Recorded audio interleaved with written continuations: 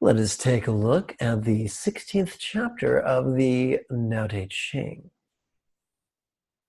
Empty your mind of all thoughts. Let your heart be at peace.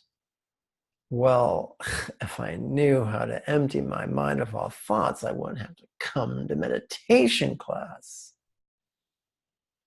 Perhaps this is not a literal command. Perhaps this is figurative. By seeking to grasp after some thoughts and shove other thoughts away, by letting them flit about as they please, they will eventually exhaust themselves. Like the rambunctious carrying on of a child at a birthday party after too much cake and punch.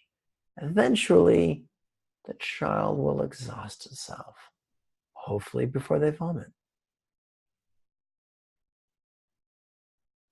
Watch the turmoil of beings, but contemplate their return.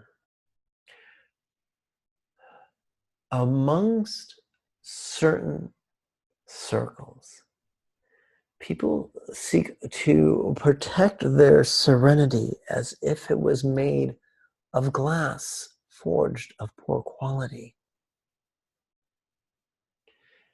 I'm here to tell you it's safe to be perceptive.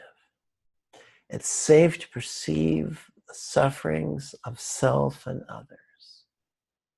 It's safe to feel a longing that the challenges of everyone else will, and including ourselves, will find resolution.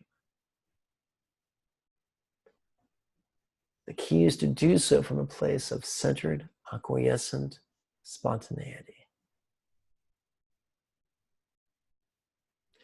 Each separate being in the universe returns to the common source. Returning to the source is serenity. We came from acquiescence. When we die, our bodies will return to acquiescence.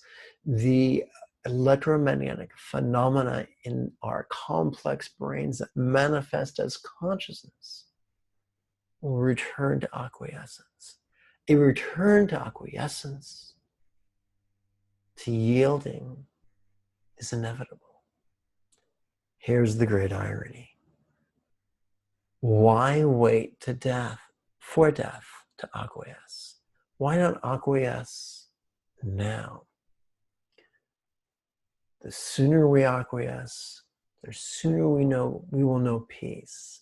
The sooner we will be able to use what talents we have to the benefit of all. If you do not realize the source, you stumble in confusion and sorrow. How much of our youth has been splattered with the folly of chasing after the wrong goal, but in the wrong method? How much needless suffering have we already endured? When you realize where you come from, you naturally become tolerant, disinterested, amused, kind-hearted as a grandmother, dignified as a king. One of my teachers, the late Dilgo Khyentse Rinpoche, was fond of the simile of two kids in a sandbox playing, taking their games rather seriously. Meanwhile, their grandfather is on the park bench watching them, amused at their folly. The path of yang is the path of the two kids taking their games extraordinarily seriously. The path of yin is to the state of the peaceful, amused, watchful grandfather. Immersed in the wonder of the Tao, you can deal with whatever life brings you.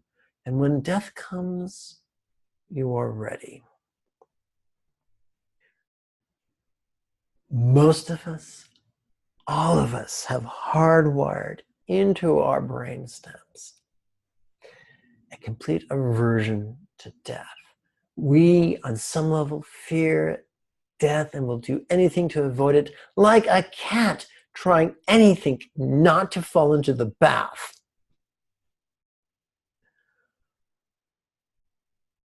I'm reminded of something Yoda told Luke in Return of the Jedi. It's time for a rest. Earned it I have. When we've learned how to access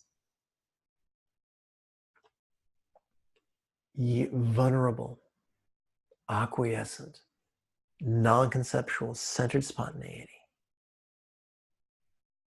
life is a wonder.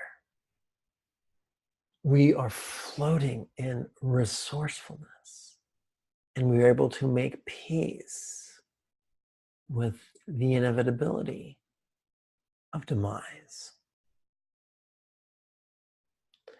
I hope you've enjoyed this. If you have any questions, write them out below in the comment area below the video. Until next we speak, may you and yours be healthy and happy.